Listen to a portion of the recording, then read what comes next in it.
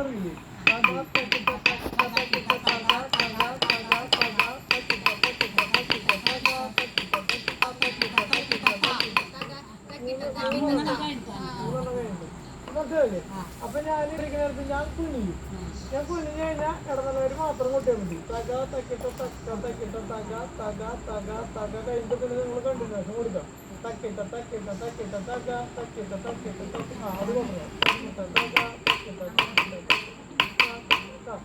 അപ്പൊ ഞാൻ കുനിഞ്ഞു കഴിഞ്ഞാൽ തക തക്കിട്ട തക്ക തക്കിട്ട തക തക തക തക.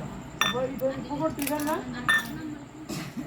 അതൊന്നും കൂടി പെർഫെക്ഷൻ വരുത്തിക്കുക. ഇവർക്ക് ആ അടി ഒന്ന് പക്കയാക്കണം. ആദ്യം ഇടന്നല ശരിയാക്കണം.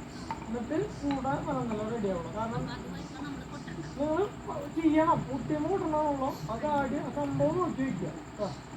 മനസ്സിലല്ലേ ഇടന്നല? അപ്പൊ അതിലോട്ട് കേട്ടോ